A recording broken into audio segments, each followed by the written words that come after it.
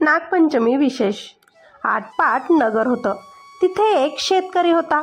त्याच्या शेतात एक नागाचं वारूळ होतं. श्रावण मास आला म्हणजेच नागपंचमीचा दिवस. शेतकरी आपला नित्यप्रमाणे नांगर घेऊन शेतात गेला. नांगरता नांगरता काय झालं, वारुळात जी नागाची नागकुळं होती त्यांना नांगराचा फाळ लागला व ती लवकरच मेली. काही वेळाने नागिन तिथे आली. आपलं वारूळ ती पाहू लागली.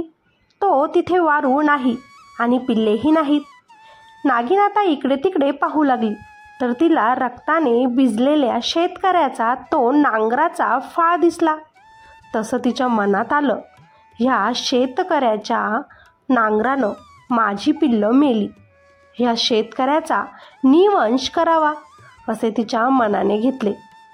फणफणतच ती शेतकऱ्याच्या घरी गेली आणि शेतकऱ्याच्या मुलाबाळांना, लेकीसुनांना आणि शेतकऱ्याला सुद्धा तिनं दंश केला. त्याचबरोबर सर्वजण मरून पडले.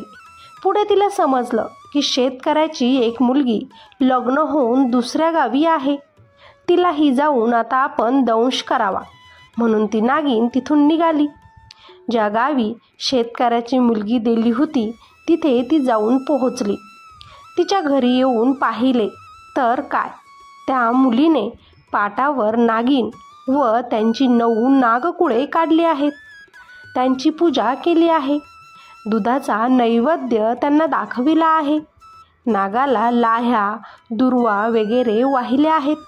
पूजा पाहून ती नागिन संतुष्ट झाली. दूध पिऊन समाधानी पावली. चंदनात आनंदाने ती नागिन लोळली आणि त्या शेतकऱ्याच्या मुलीला म्हणाली, मुली, तू कोण आहेस? तुझे आईबाप कोठे आहेत? इतकं म्हटल्यावर त्या मुलीनं आपले डोळे उघडले व प्रत्यक्ष नागिन समोर पाहून ती मुलगी खूपच घाबरली. नागिन त्या मुलीला म्हणाली, मुली, भिवू नकोस, विचारलेल्या प्रश्नांचे उत्तर दे. मुलीने सारी हकीकत त्या नागिनीला सांगितली. ती ऐकून नागिनीला फार वाईट वाटले. ती मनातच म्हणाली, ही मुलगी आपल्याला इतक्या भक्तीने पूजित आहे, आपलं व्रत पाळत आहे आणि हिच्या बापाचा आपण वंश करण्याचं मनात आणलं आहे. हे काही चांगलं नाही. तिने त्या मुलीला सारी हकीकत सांगितली. मुलीलाही फार वाईट वाटलं. तिने नागिनीची क्षमा मागितली. मग तिने आपले आईवडील जिवंत होण्याचा उपाय त्या नागिनीला विचारला. नागिनीने तिला अमृत आणून दिले. ते घेऊन ती त्याच पावली आपल्या माहेरी आली.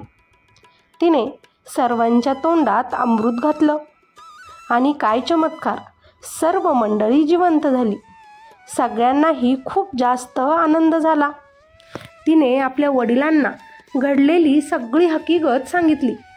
तेव्हा त्यांनी आपल्या मुलीला विचारले, हे व्रत तू कसं करावं? मुलीने व्रताचा सारा विधी सांगितला व शेवटी सांगितलं की इतकं काही केलं नाही तरीही नागपंचमीच्या दिवशी जमीन खणू नये, भाज्या चिरू नयेत, तव्यावर काही शिजवू नये, तळलेले पदार्थ खाऊ नयेत, नागोबाला नमस्कार करावा. तेव्हापासून शेतकरी हा नागपंचमी पाळू लागला. जशी नागिन त्यांना प्रसन्न झाली तशी तुम्हा आम्हालाही हो. ही 60 उत्तराची कहाणी 5 उत्तरी सुफळ संपूर्ण.